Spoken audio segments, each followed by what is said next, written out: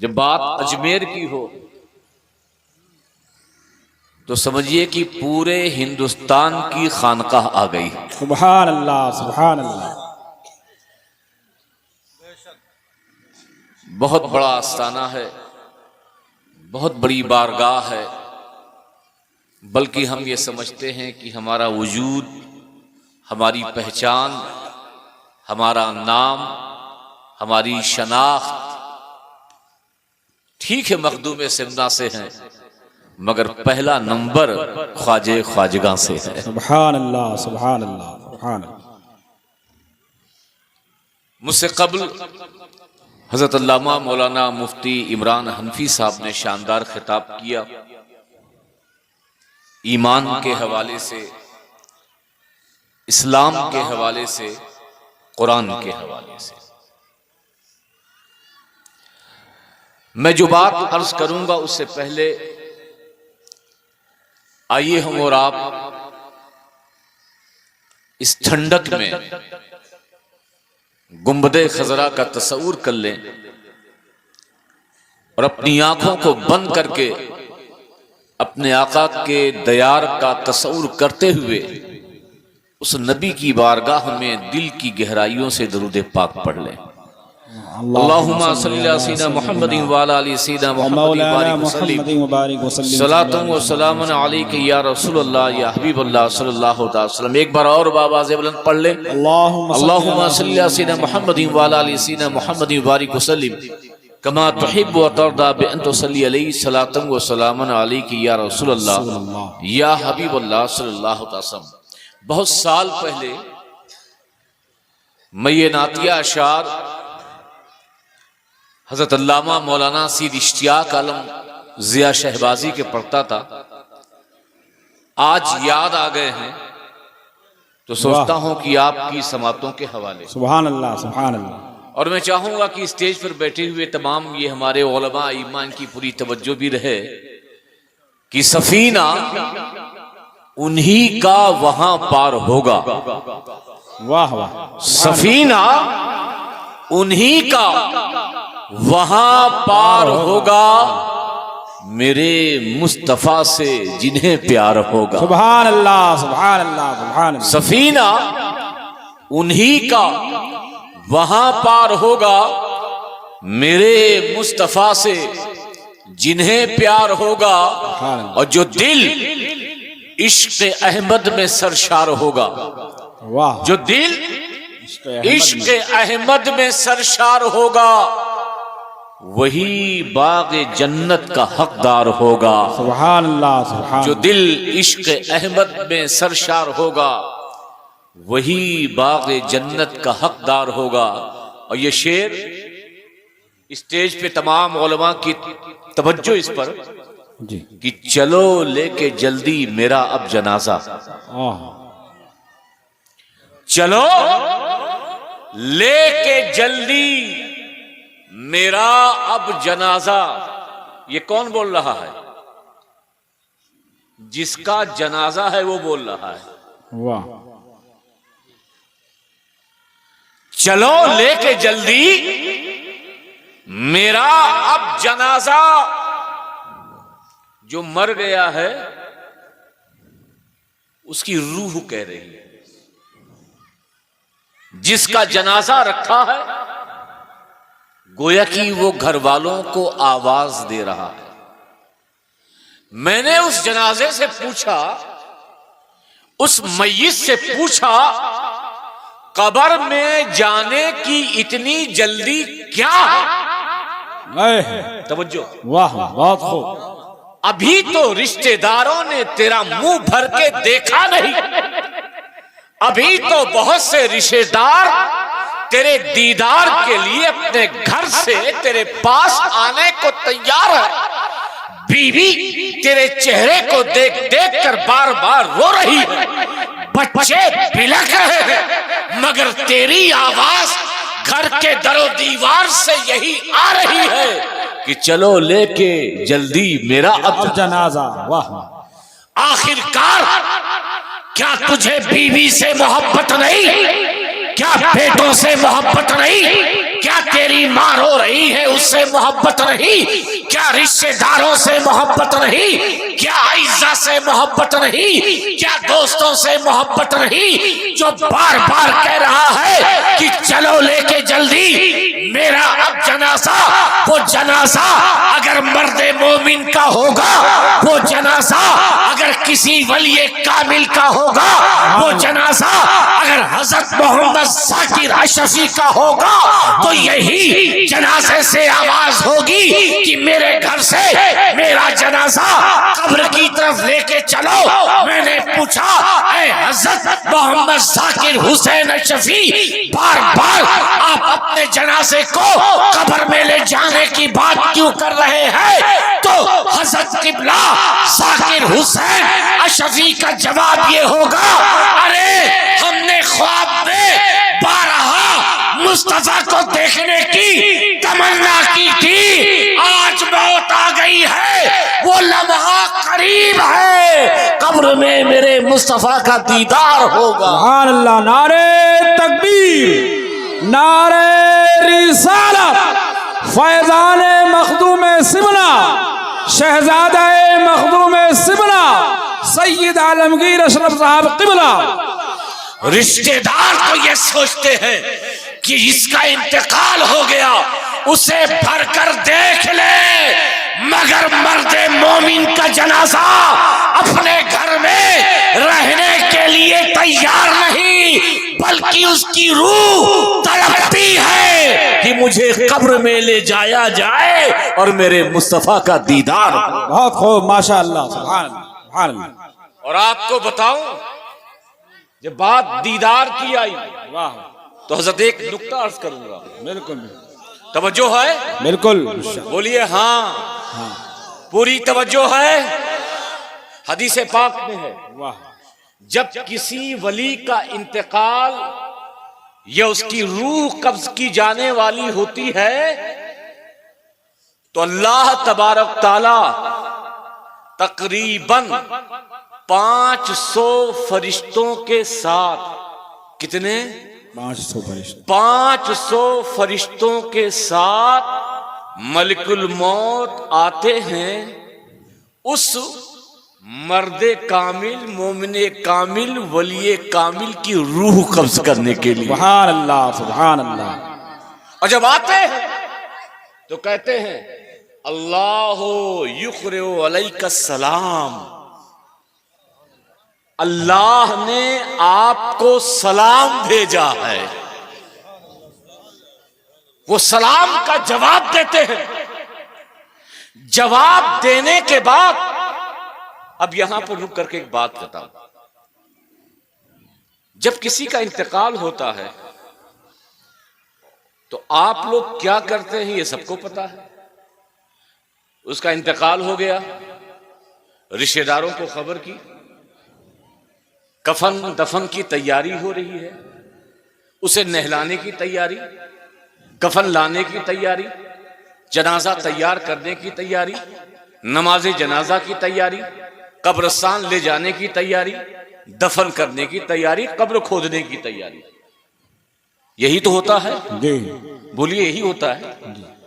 लेकिन क्या आपको पता है, जब वो रूह बदन से निकलती है तो जब तक आप जिस्म के साथ रोते हैं, धोते हैं, नहलाते हैं, कफन पहनाते हैं, नमाज जनाजा पढ़ने की तैयारी करते हैं, कब्रिस्तान ले जाते हैं, कब्र खोदते हैं, वहां दफन करते हैं, इस दरमियान रूह के साथ क्या होता है? वाह, बहुत खूब, अच्छा नुक्ता। जिस्म के साथ आप जो करते हैं ये आपको पता, मगर जब किसी वली कामिल की रूह कब्ज होती है, जब किसी अल्लाह वाले की रूह कब्ज होती है, इस रूह के साथ मामला क्या होता है? तो हदीस पाक में आया है कि इस रूह को अल्लाह की बारगाह में ले जाया जाता है। सुभान अल्लाह, सुभान अल्लाह। कहां ले जाया जाता है? अल्लाह की बारगाह में। अल्लाह तबारक ताला फरिश्तों को हुक्म देता है कि इस रूह से कहो कि मेरा सजदा करे। क्या करे? क्या करे? सजदा कर लिया। हाँ जो नुक्ता है वो आगे बयान करूंगा, इंशाअल्लाह। पहले पूरी तवज्जो। जी रूह से कहा जाता है कि कहो कि इसे अल्लाह का सजदा करे। रूह सजदा कर लेती है। जब तक वो सजदा करती है और सजदे से फारिग होती है, तब तक आप उस मुर्दे को, मय्यत को कब्र में डाल करके मिट्टी डाल देते हैं और 40 कदम दूर हो जाते हैं। अल्लाह कहता है फरिश्तों, जिस मय्यत की ये रूह है जा करके उसके जिस्म में डाल दो। वाह। अभी नकीरैन के सवालात और इसे जवाबात देते हैं। ये बात हुई। अब मेरा सवाल सुनिए हजरत, प्रोटोकॉल क्या है? अगर कलेक्टर के पास जाना है तो सबसे पहले उसके जो प्यून है, उसके जो असिस्टेंट है, उससे मिलना पड़ेगा। बड़े की मुलाकात बाद में होती है, छोटे की मुलाकात पहले होती है। बहुत खूब। कलेक्टर की मुलाकात बाद में, असिस्टेंट कलेक्टर की मुलाकात पहले। किसी एमएलए से मिलना हो, किसी एमपी से मिलना हो तो उसके पीए से पहले मिलना पड़ेगा, एमपी से बाद में, एमएलए से बाद में। पीर साहब से मिलना हो तो खलीफा से पहले, पीर साहब से बाद में। कहीं ऐसा नहीं होता कि मुलाकात पीर साहब की करनी हो तो पीर के बाद खलीफा की मुलाकात, मुलाकात कलेक्टर की करनी हो तो कलेक्टर के बाद असिस्टेंट कलेक्टर की मुलाकात। अरे मुलाकात का प्रोटोकॉल ये है, मुलाकात का तरीका ये है कि बड़े की मुलाकात हो तो पहले छोटे से मुलाकात करनी पड़ती है, छोटे से मुलाकात पहले, बड़े से मुलाकात बाद में। लेकिन जब हमने देखा किसी वली कामिल की रूह कब्ज होती है तो अल्लाह की बारगाह में पहले सजदा कराया जाता है। जब कब्र में ये रूह दाखिल की जाती है तो कब्र में मुस्तफा की जियारत बाद में। वाह सुभान अल्लाह। बहुत खूब, बहुत खूब। नबी की जियारत बाद में, खुदा का जलवा पहले, खुदा की जियारत पहले। मैंने रब की बारगाह में अर्ज किया, ऐ रब्बे कायनात, तूने मौलाना जाकिर हुसैन की रूह को कब्ज किया, तब की बारगाह में सजदा कराया, बाद में मुस्तफा जाने रहमत की कब्र में जियारत कराई। ये तो दुनिया के प्रोटोकॉल के खिलाफ है, ये दुनिया के अदब के खिलाफ है, ये दुनिया के तरीके के खिलाफ है। दुनिया का तरीका तो ये है कि बड़े की मुलाकात बाद में, छोटे की मुलाकात पहले। तेरी जात अजीम, तेरी जात अकबर, तू आज़म है। अरे अगर तू रूह कब्ज किया था तो मुस्तफा की जियारत पहले कराता, बाद में अपनी जियारत कराता, अपने जलवे की जियारत कराता। यहाँ मामला उल्टा क्यों? वाह बहुत खूब, बहुत खूब। यहां मामला उल्टा क्यों? तो रब ने जवाब दिया, तूने देखा नहीं, जब मैं किसी को हज पे बुलाता हूं, वाह वाह। जब किसी को कहां बुलाता हूं? हज पे। कहां बुलाता हूं? सभी बोलो, कहां बुलाता हूं? तो सबसे पहले मक्का बुलाता हूं, वाह। सबसे पहले। बाद में कहता हूं मदीना जाओ। मक्का इसलिए बुलाता हूं ताकि कुछ अगर गुनाहे सगीरा रह गए हों तो मेरे घर का तवाफ करने के बाद, अरकान अदा करने के बाद अब बिल्कुल पाक साफ हो करके मेरे नबी के शहर का दीदार करे, ऐ। मेरे नबी के वाह। गुंबदे खजरा का दीदार करे, मेरे नबी की मस्जिद नबवी का दीदार करे, मेरे नबी की सुनहरी जालियों का दीदार करे। अरे जिस तरह आज़िम हज को पहले मक्का बुलाता हूँ बाद में मदीना भेजता हूँ, ऐसे ही मैं अपने वली की रूह को कब्ज करके पहले अपनी बारगाह में बुलाता हूँ, ताकि जो गुनाहों की बालिदगी है वो खत्म हो जाए, गुनाहे सगीरा वो खत्म हो जाए, और कब्र में मेरे हबीब की ज़ियारत पाको साफ होकर करे। नारे तकबीर, नारे रिसालत, शहजादा हुजूर मखदूम सिमरा, शहजादा हुजूर गरीब नवाज। सुभान अल्लाह, सुभान अल्लाह। चलो लेके जल्दी मेरा अब जनाजा, चलो लेके जल्दी मेरा अब जनाजा, लहद में शहेदी का दीदार होगा, सुभान अल्लाह। लहद में शहेदी का दीदार होगा। ये आखिरी शेर कि वही पाएगा वाह, जाम हाथों से उनके, सुभान अल्लाह। वही पाएगा जाम हाथों, जाम हाथों से उनके जो आले नबी का वफादार होगा। सुभान अल्लाह, सुभान अल्लाह। वही पाएगा जाम हाथों से उनके जो आले नबी का वफादार होगा। सुभान अल्लाह। सफीना उन्हीं का वहां पार होगा, मेरे मुस्तफा से जिन्हें प्यार होगा। मोहब्बत के साथ दुरूद पाक पढ़ लें। अल्लाहुम्मा सल्ली अला अल्लाहुम्मा सल्ली अला सय्यिदना मुहम्मदिन व अला आलि सय्यिदना मुहम्मदिन व बारिक वसल्लिम। सलातु व सलामुन अलैका या रसूल अल्लाह या हबीब अल्लाह सल्लल्लाहु तआला अलैहि वसल्लम। सल्लम। बड़े खुश नसीब हैं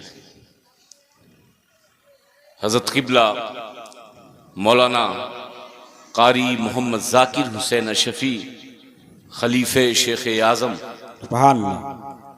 के तमाम शहजादगान कि अल्लाह ने उन्हें तौफीक दी कि आज अपने वालिदे गिरामी के 40वें की महफिल आम लोगों की तरह नहीं, बल्कि जिस शान के साथ उन्होंने जिंदगी गुजारी थी वाह, उसी बहुत शान के साथ उनके 40वें का एहतमाम कर रहे हैं। सुभान अल्लाह, सुभान। और क्यों ना हो, पूरी जिंदगी मुझे ये बात हजरत कारी आमिर हुसैन शफी ने सुभान अल्लाह बताई कि पूरी जिंदगी वो इल्म दोस्त रहे, सैकड़ों शागिर्द पैदा किया, मदारिस बनाए और रतनपुर कला की सरजमीन पर, फतेहपुर कला की सरजमीन पर, इस इलाके की सरजमीन पर हुजूर मखदूमुल मशाइख सरकारे कलाम सैयद मुख्तार अशरफ अलैहि रिज़वान की जाते पाक को लाने वाली जात किबला कारी मोहम्मद जाकिर हुसैन अशफी की है। सुभान अल्लाह, सुभान अल्लाह। ये भी कहना पड़ेगा कि इस इलाके में जो अशरफियत की खेती लहरा रही है, वाह वाह, बहुत खूब। उस खेती में एक हिस्सा हजरत कारी जाकिर हुसैन अशफी का भी है। सुभान अल्लाह, सुभान अल्लाह। अल्हम्दुलिल्लाह, अगर वो खूबियों के मालिक ना होते तो इतनी तादाद में अजमेर से आकर उनकी खूबियों की और उनके औसाफ की सच्चाई बयान करने के लिए कोई यहां आता नहीं। और बेशक। याद रखो, मरने के बाद इंसान की खूबियां ही याद की जाती है, इंसान की अच्छाइयां ही याद की जाती है, इंसान की बेदाग जिंदगी ही याद की जाती है। इंसान तो चला जाता है, मगर जब तक लोग जिंदा हैं उनकी खुसूसियात को याद करते रहेंगे इंशाअल्लाह। आज मैं इसी हवाले से हमें अपने गिरेबान में देखने की जरूरत है कि आक़ा करीम सल्लल्लाहु अलैहि वसल्लम की ज़ाते पाक जब कोहे सफा पे खड़ी हुई और कुरैश के बड़े बड़े लोगों को जमा किया और यह कहा कि मैं अल्लाह का रसूल हूं, अल्लाह का पैगंबर हूं, मेरे कहने पर खुदा को एक मान लो, तो मानने वालों ने एक बात कही थी कि अगर आप अल्लाह के पैगंबर हैं, अगर आप अल्लाह के नबी हैं, अगर आप अल्लाह के रसूल हैं, तो इसी वक्त हमें आप मोजज़ा दिखाइए ताकि आपके मोजज़े को देखकर हम आपको अल्लाह का नबी और रसूल मान लें। आपकी तवज्जो है?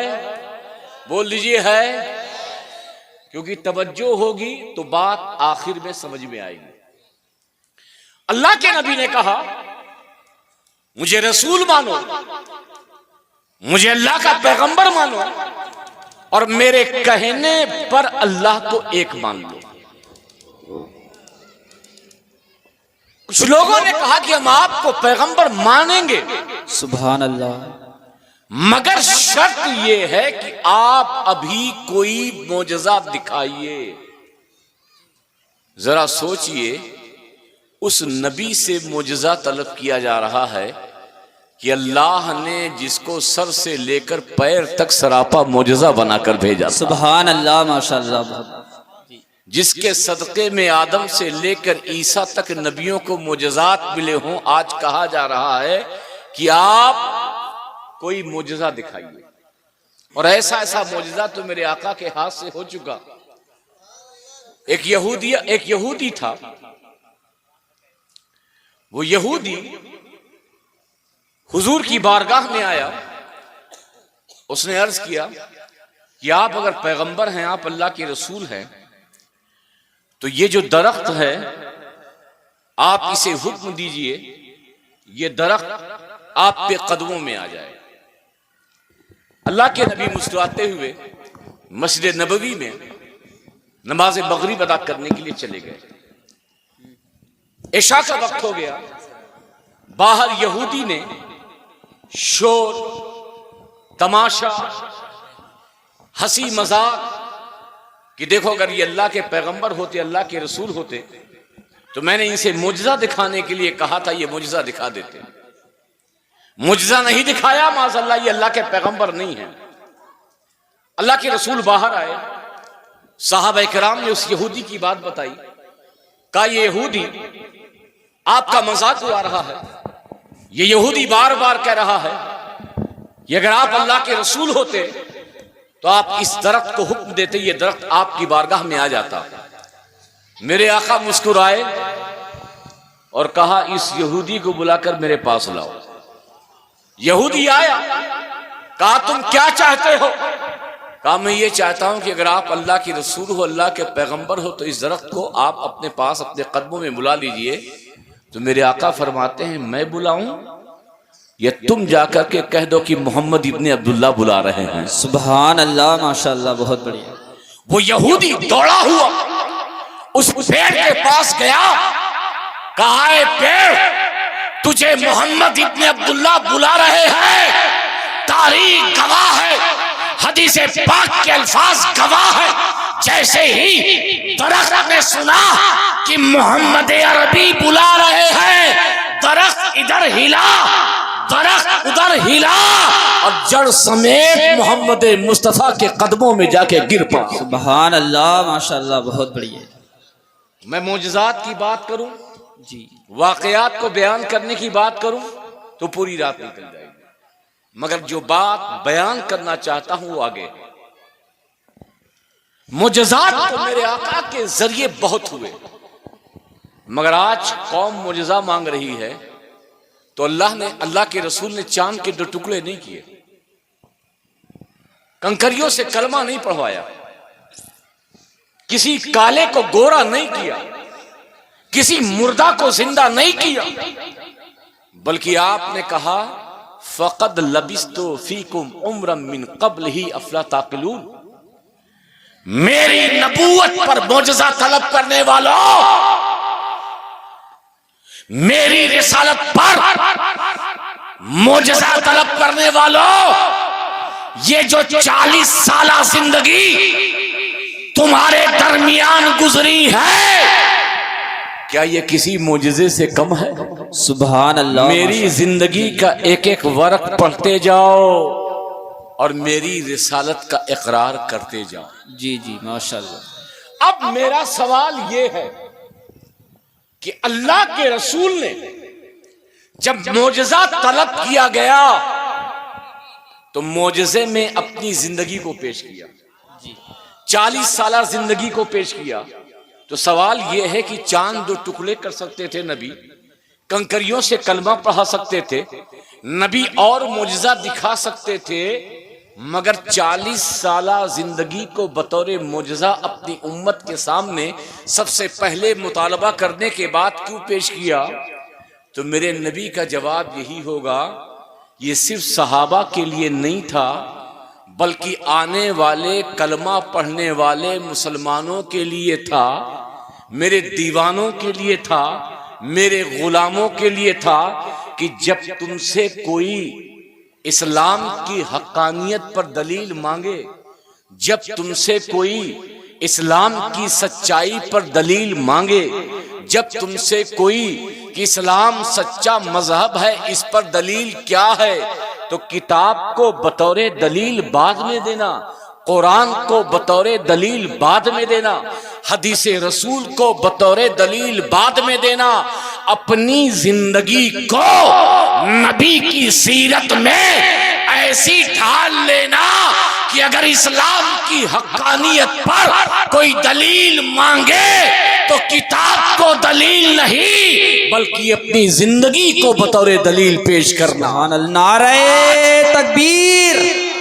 नारे रिसालत, जिक्रे रसूल, माशाअल्लाह। आज मुश्किल ये है, इस्लाम फैल क्यों नहीं रहा है?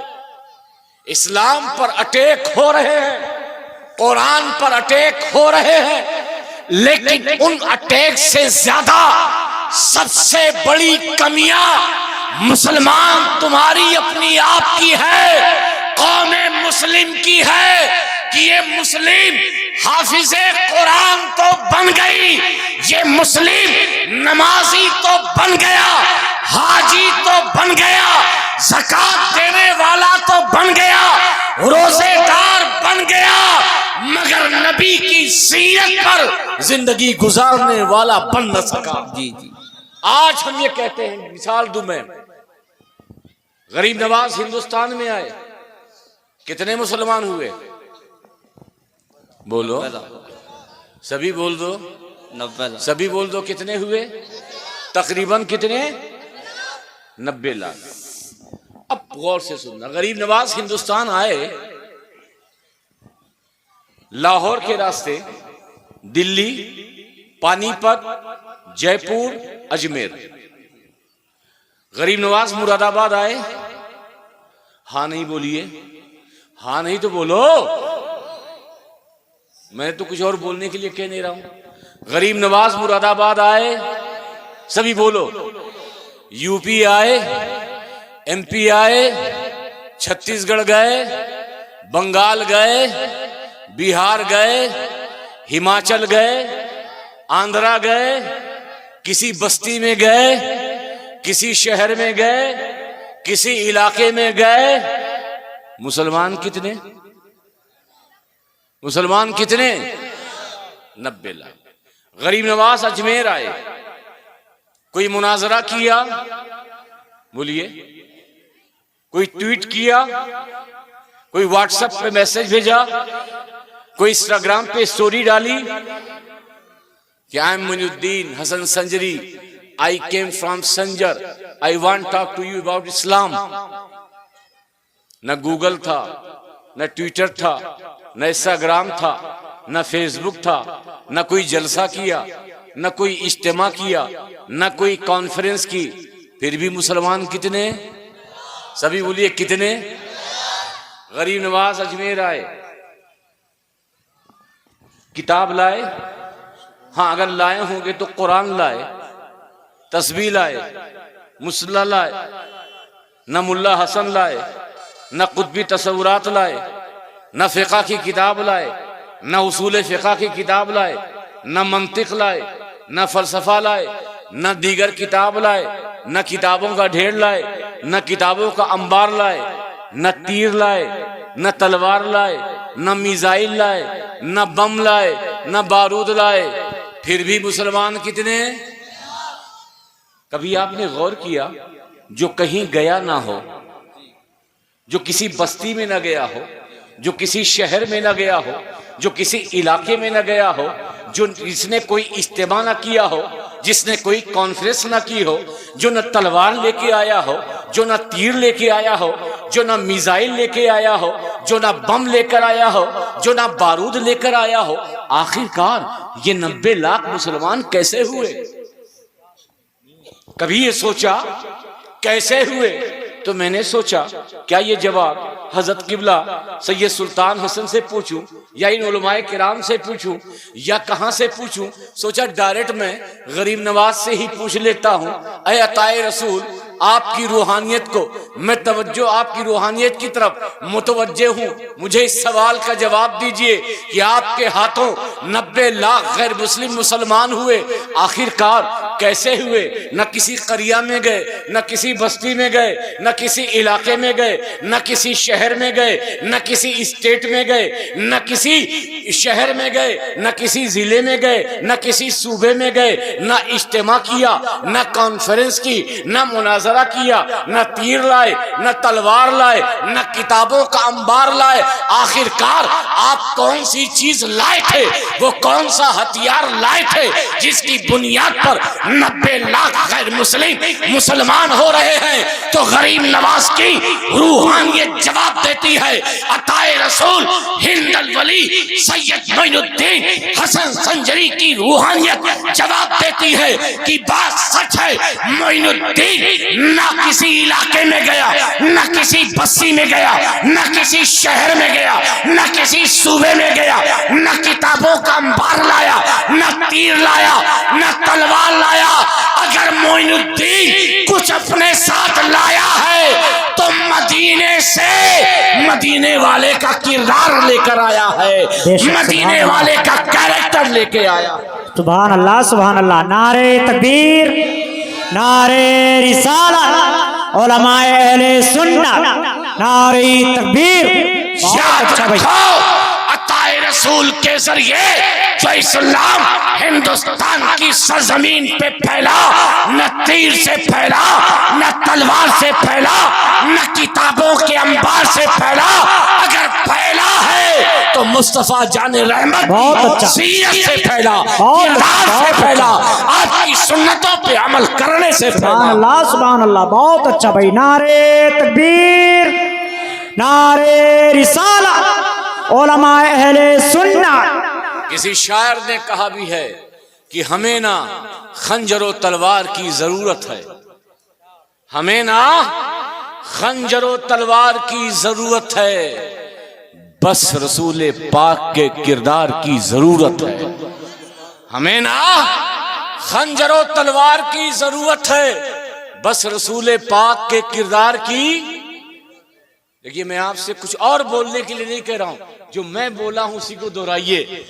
बस रसूल पाक के किरदार की। और ये शेर सुनिएगा हजरत, मैं जीत सकता हूं दुनिया को चंद लम्हों में, मैं जीत सकता हूं, हमें ना खंजर और तलवार की जरूरत है, बस रसूल पाक के किरदार की जरूरत है।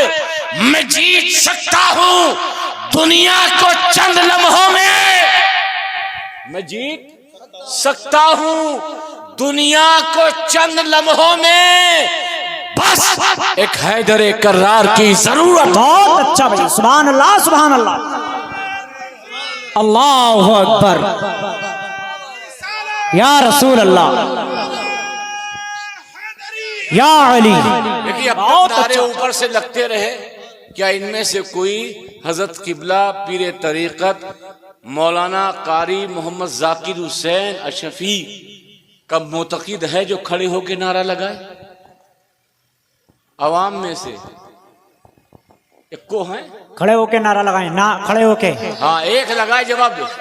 अल्लाह अकबर, जिंदाबाद जिंदाबाद, अल्लाह अकबर, या रसूल अल्लाह। बहुत अच्छा भाई। भाई ऊपर से नारा लगेगा तो हो सकता है सेटिंग वाला हो, जी जी, मगर आपसे जो नारा लगेगा वो सेटिंग वाला नारा नहीं होगा, बल्कि दिल से नारा लगाया जाएगा। जी। मैं जीत सकता हूं दुनिया को चंद लम्हों में, बस एक हैदर करार की, हैदर करार की जरूरत है। आज अफसोस ये है, मैं बहुत अफसोस से कहना चाहूंगा, आज मुसलमान नमाजी तो बन गया है।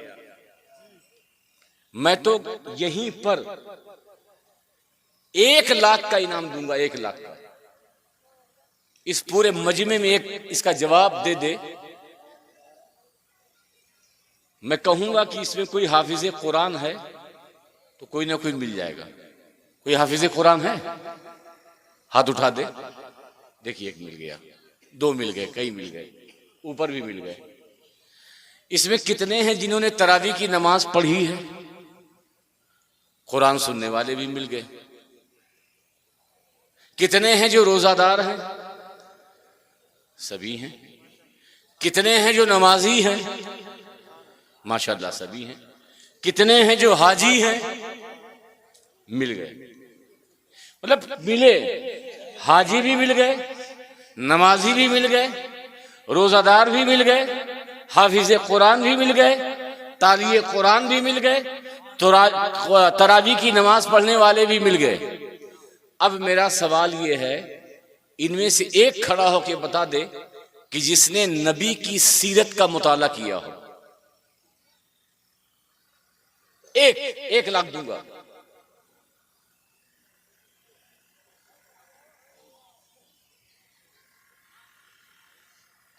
कोई है? जिस नबी का तुमने कलमा पढ़ा है, उस नबी की सीरत को तुमने पढ़ा है? कोई है? सोचिए। अफसोस से चुल्लू भर पानी में डूब मरने की जरूरत है। अगर गैर तुम्हारे नबी पे हमला करता है तो वो नबी की सीरत को सही से पहचाना नहीं है, उसने कलमा नहीं पढ़ा है। मगर तुमने तो नबी का कलमा पढ़ा है। तुम तो नबी पे मर मिटने की बात करते हो। तुम तो कहते हो कि मोहब्बत रसूल में, गुलामी रसूल में मौत भी कबूल है। अरे नादानो, जिस नबी की मोहब्बत में मौत कबूल है, क्या उस नबी की सीरत के मुताले का वक्त नहीं मिला? और कुरान कहता है कि तुम्हारे लिए मॉडल, तुम्हारी जिंदगी की राह को रोशन करने वाली जात कोई और नहीं, मुस्तफा जाने रहमत की सीरत पाक। माशाअल्लाह।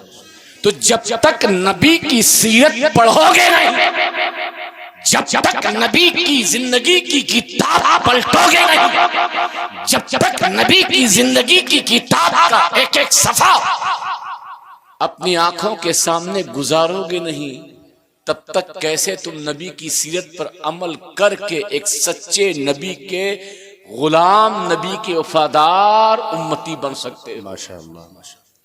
जिन वलियों का जिक्र होता है, जिन औलिया अल्लाह का जिक्र होता है, चाहे गौसे आजम की जात हो, चाहे गरीब नवाज की जात हो, चाहे बाबा फरीदुद्दीन हो, चाहे कुतुबुद्दीन बख्तियार काकी हो, चाहे महबूब इलाही हो, चाहे साबिर कलियरी हो, चाहे मखदूम सिमना हो, चाहे मदारे पाक हो, चाहे हम शबीह गौसे जीला हो, चाहे सरकारे कला की जात हो, जब हम इनकी जिंदगी का मुताला करते हैं तो ये फकत नमाजी, रोजेदार, हाजी, ज़कात देने वाले नहीं, बल्कि इनकी जिंदगी मुस्तफा की सुन्नतों के साए में गुजरी हुई मिलती है। बहुत अच्छी, जिंदाबाद।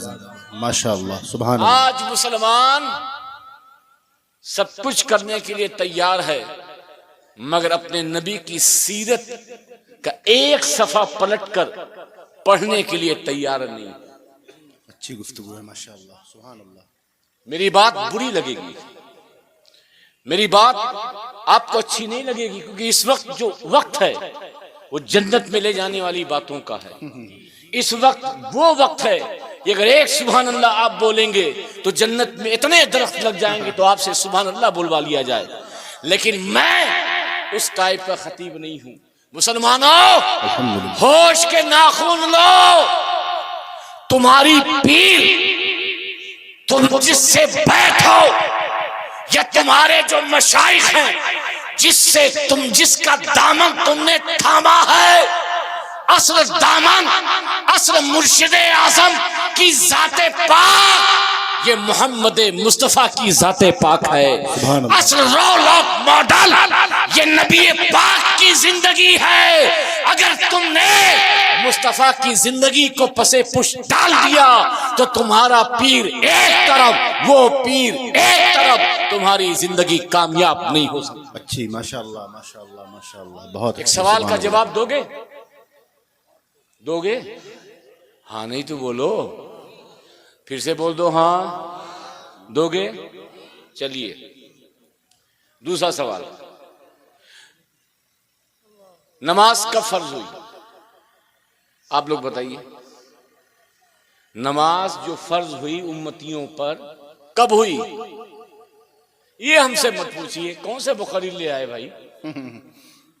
हमको जोशीला खिताब चाहिए, हमको बस जन्नत में वाला टिकट कटा दीजिए, लब्बैक या रसूलुल्लाह, लब्बैक या रसूलुल्लाह, ऐसे जज्बाती नारे चाहिए। हमें ये चाहिए। हमें आसान, उलझे हुए, पेचीदा ऐसे सवाल नहीं चाहिए। नमाज कब फर्ज हुई? कोई है? हाँ बोल दो बाबू। यस, हुजूर जब मेराज में गए थे तब उम्मत पर नमाज कब हुई थी? कब हुई थी?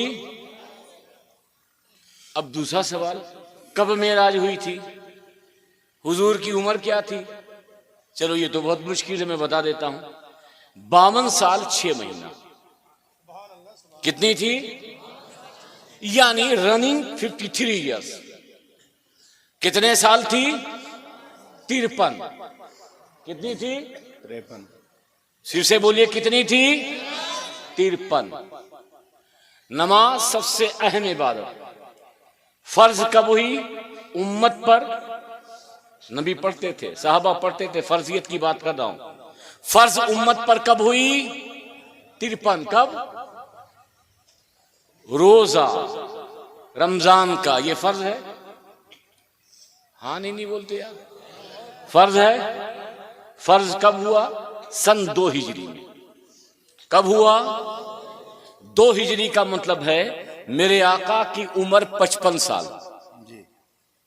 कितने साल? 55 साल। ज़कात फर्ज कब फर्ज हुई? हिजरत के 4थे साल, यानी मेरे आका की उम्र 57 साल। हज का फर्ज बास रिवायत के मुताबिक 6 साल के बाद, बास 7, बास 9, मान लेते हैं 60 साल। अब गौर कीजिए, तवज्जो। नमाज फर्ज हुई 53 में।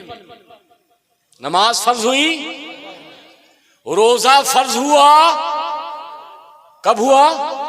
55 में। ज़कात फर्ज हुई। हज फर्ज हुआ 60 में। 53, 55, 57, 60। अब मेरा सवाल यह है, 52 में नमाज फर्ज थी? ऐसी या नो? नहीं। 52 में उम्मत पर नमाज फर्ज थी, रोजा फर्ज था, ज़कात फर्ज थी, हज फर्ज था। 52, 51, 50, 49, 48, 47, 46, 45, 44, 43, 42, 41, 40 ऐलान नबूवत से बाद से लेकर, तवज्जो, ऐलान नबूवत से बाद यानी 53 साला जिंदगी, नबूवत के ऐलान की 13 साला जिंदगी, ना उम्मत पे नमाज फर्ज, ना रोजा फर्ज, ना ज़कात फर्ज, ना हज फर्ज। तो मुझे बताओ नबी ने किस बात की तबलीग की? तवज्जो, इस 53 साला जिंदगी में मैं नमाज की अहमियत को घटा नहीं रहा हूं। नमाज तमाम इबादतों में सबसे अहम है, मगर जिस पहलू को हमने भुला दिया है उस पहलू को सामने दिखाना चाह रहा हूं। 53 साला जिंदगी में न नमाज फर्ज, न रोजा फर्ज, न ज़कात फर्ज, न हज फर्ज। नबी ने क्या किया तबलीग? इसका जवाब हजरत खदीजतुल कुबरा रज़ियल्लाहु ताला अन्हा देंगी।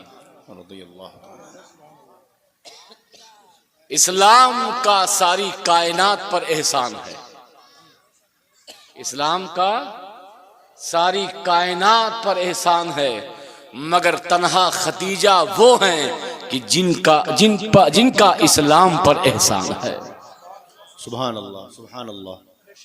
वो खदीजा अभी वही नाजिल हुई, मेरे आका हजरत खदीजा के पास आए। तवज्जो है, हजरत खदीजा के पास आए, कहा खदीजा अभी बीबी को पता नहीं है कि ये पैगंबर है। मैं उस लम्हे की बात कर रहा हूं, बीबी को पता नहीं है कि ये पैगंबर है। आए, कहा खदीजा आज मुझे अजीब सी कैफियत हुई, मुझे कपकपी सी तारी हो रही है, मुझे कंबल लो, मुझे उड़ा दो।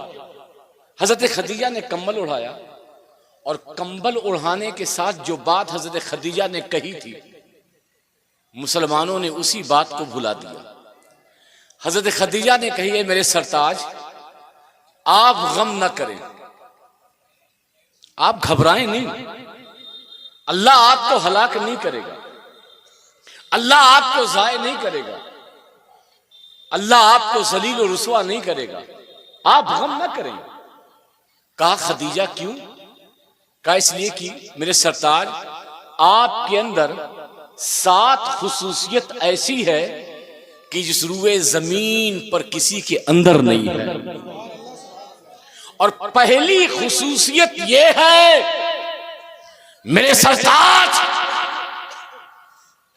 कि जो ये उम्मत एक घाट पर पानी पीने के लिए तैयार नहीं थी, एक इंसान दूसरे इंसान का दुश्मन था, एक इंसान अपनी तलवार दूसरे इंसान की जान लेने के लिए हमेशा म्यान से बाहर निकालने रहता था, मगर ऐ मेरे आका, ऐ मेरे सरताज, आपकी जाते पाक को देखा है कि अगर 2 दिल दूर हैं तो आपने अपने कदमों की बरकत से उनकी दूरियों को खत्म करके उनमें मोहब्बत पैदा कर दी है। मुस्तफा की सारी जिंदगी इंसानियत सौ जिंदगी थी, मुस्तफा की सारी हयात मोहब्बतों के पैगाम को बांटते हुए गुजरी।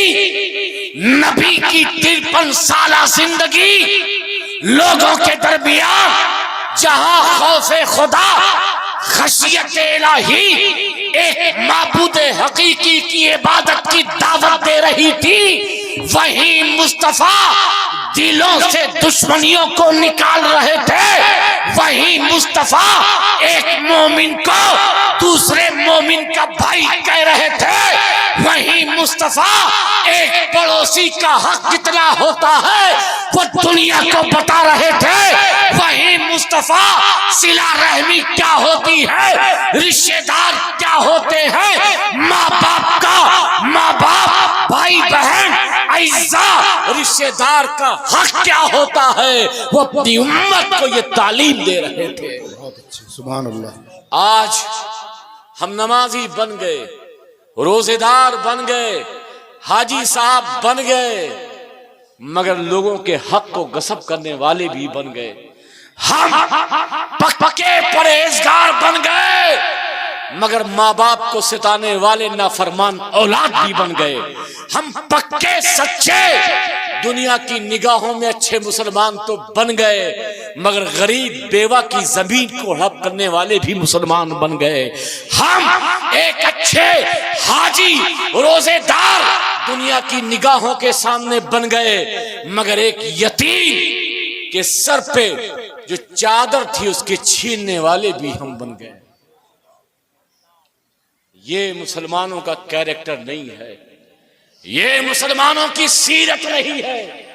याद रखो, अल्लाह का हक अगर कम होगा तो अल्लाह अपने फजल से माफ भी फरमा सकता है, मगर माँ बाप का हक अगर तुमने, बीवी का हक तुमने, भाई का हक तुमने, पड़ोसी का हक तुमने, बहन का हक तुमने, रिश्तेदारों का अगर हक तुमने छीन लिया तो ये अल्लाह भी नहीं माफ करेगा जब तक तुम्हारा वो रिश्तेदार, जब तक तुम्हारे माँ बाप तुम्हें माफ करें।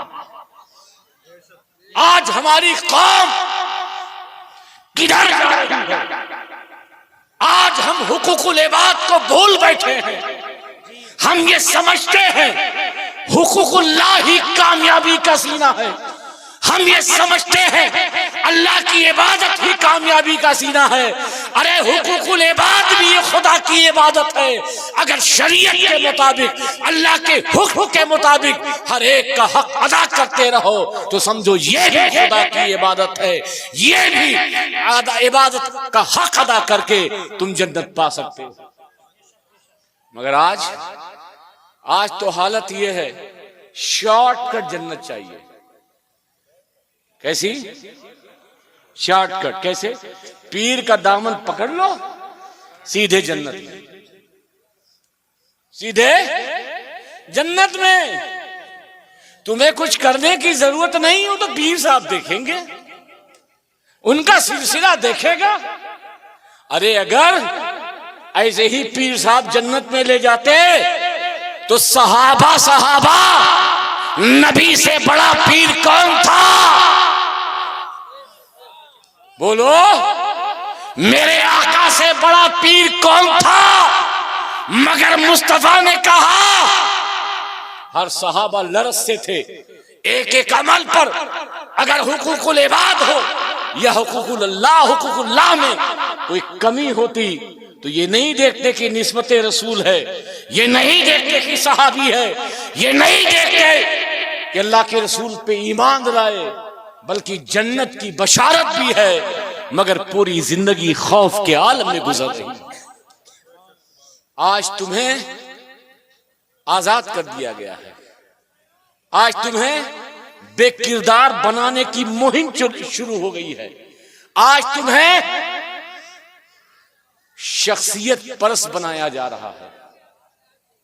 मैं बहुत खुल के बोलता हूं, मेरी बात सुन रहे हो? ठंडी लग रही है? कसम खुदा की दर्द होता है जब कोई इस्लाम पे हमला करता है ना। मुझे बताओ, अगर इस्लाम के खिलाफ लोग इतने ही होते, मौलवी के खिलाफ तो हजारों मिल जाएंगे, लेकिन गरीब नवाज की चौखट पर सर झुकाने वाले ये सब भी आते हैं, ये सब भी आते हैं। बाबा ताजुद्दीन की आस्थाने पे सभी आते हैं, वारिसे पाक के दरबार में सभी आते हैं, गाजी पिया के आस्थाने पे सभी आते हैं, साबिर कलियरी के आस्थाने पे सभी आते हैं, हजरत मदारे पाक के आस्थाने पे सभी आते हैं। अगर इन आस्थानों पर हिंदू, मुस्लिम, सिख, ईसाई आ रहा है तो इसका मतलब है कि हमने अपने कैरेक्टर को कहीं गिरवी रख दिया है। हमने मोहब्बत के बजाय नफरतों के रिवाज को आम कर दिया है। कसम खुदा की, आज भी इस्लाम जैसा रोशन है, मुसलमान भी वैसे ही रोशन हो सकता है। शर्त है कि गरीब नवाज का रास्ता अख्तियार कर लो। शर्त यह है कि महबूब इलाही की दहलीज पर। सुभान अल्लाह, सुभान अल्लाह, सुभान अल्लाह। आज हम वो नहीं देख रहे हैं। आज हम नबी की सीरत को भूले हुए हैं। आज हम नबी के किरदार को भूले हुए हैं।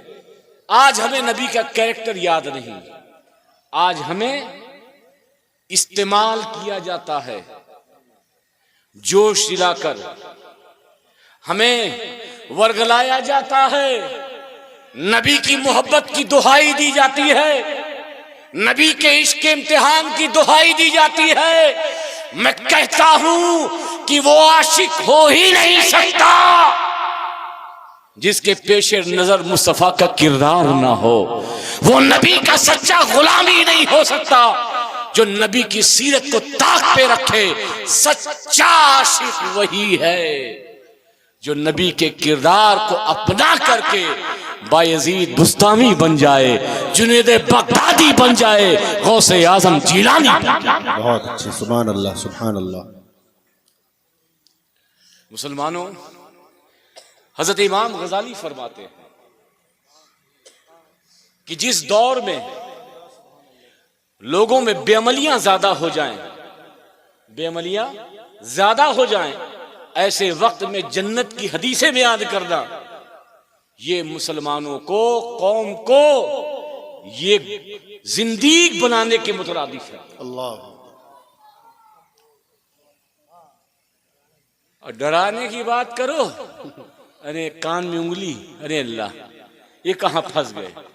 मस्जिद में 1:30 जाते हैं क्योंकि मस्जिद में इमाम साहब नमाज पे बोलते हैं। कहां सुनेंगे ये सब। किरदार की बात अगर होगी, अरे नहीं भाई, वो मौलाना बहुत अच्छे थे यार जो आतंकवाद पे बोले थे, वो मौलाना बहुत अच्छे थे जो इजराइल के खिलाफ बोले थे, वो मौलाना बहुत अच्छे थे यार जो हमास और फिलिस्तीन की हिमायत में बोले थे, वो मौलाना बहुत अच्छे थे।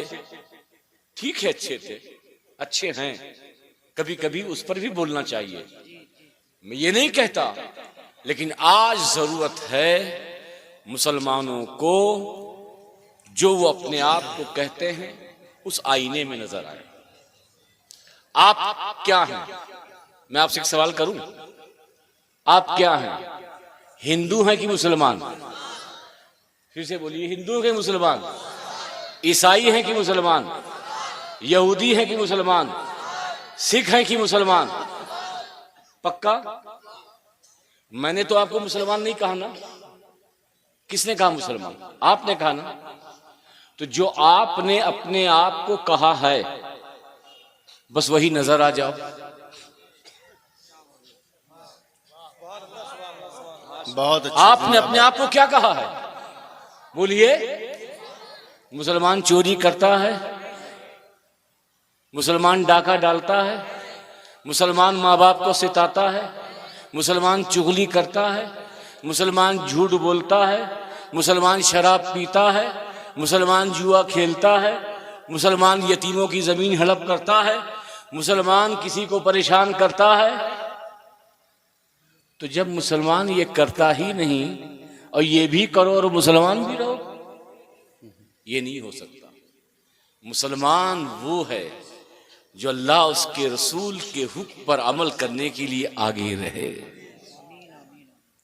आज हमारी मुसलमानी कैसी है? मैं बात ज्यादा तो नहीं कर रहा हूं।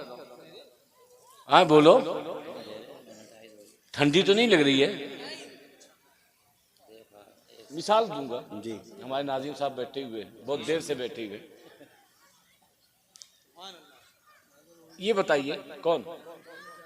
कोई बात नहीं। गोल्डन टेम्पल जानते हैं? गोल्डन टेम्पल स्वर्ण मंदिर अमृतसर। एक मुसलमान गया स्वर्ण मंदिर में, गोल्डन टेम्पल में, तो गया तो जाने के बाद अपनी चप्पल उठाया, कि देखा कि कहाँ चप्पल रखने की जगह है सेफ। तो पंजाबी ने कहा अबे क्या देख रहे हो? कहा वो नहीं कुछ नहीं। अरे क्या बात है, क्या देख रहे हो? चप्पल। कहा कहीं भी रख दो, ये हमारा गुरुद्वारा है, तुम्हारी मस्जिद नहीं है, तुम्हारी मस्जिद नहीं है। मस्जिद वो जगह है जहां अल्लाह का खौफ सबसे ज्यादा पैदा हो, है कि नहीं? एम्पलीफायर में ताला, माइक में ताला, मस्जिद के कपाट में हाल तो ये है कि इस्तिंजे खाने का जो लोटा है वो भी जंजीर में बंधा हुआ रहता है।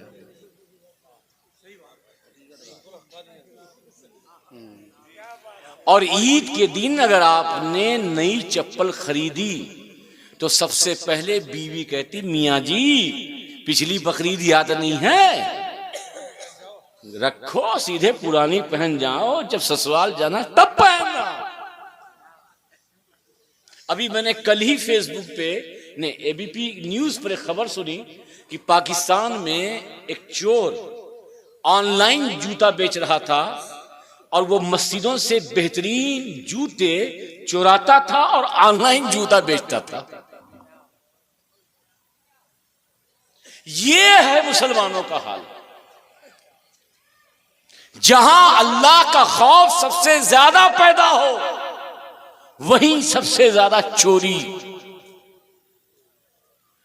मस्जिद का माइक ताले में, एम्पलीफायर ताले में, दरवाजा के अंदर दरी मौजूद है, चटाई मौजूद है, कोई चोरी ना कर ले जाए। ये हम हैं मुसलमान। ऐसा है कि नहीं? अफसोस करने की बात है कि नहीं? कारी जाकिर हुसैन अशरफी ने जो मदरसा खोला था, यही तो तालीम देने के लिए खोला था। अगर कौम के होनहार ये बच्चे आलिम बन जाएंगे तो लोगों को बताएंगे कि मस्जिद ये जूता चुराने की जगह नहीं होती, मस्जिद तो अल्लाह की इबादत की जगह होती है। मगर अफसोस, बात तो बहुत है और कौम के हाल पे गुफ्तगू की जाए तो बहुत है, बहुत है।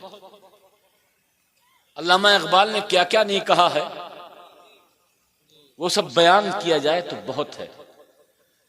लेकिन मुसलमानों बस यही है कि जिस नबी ने बतौर मोजज़ा अपनी 40 साल जिंदगी पेश की थी, उस नबी की तो पूरी 63 साल जिंदगी सरापा रहमत थी, सरापा मोहब्बत थी, सरापा इत्तेहाद थी, सरापा उन्स थी, सरापा इश्क थी।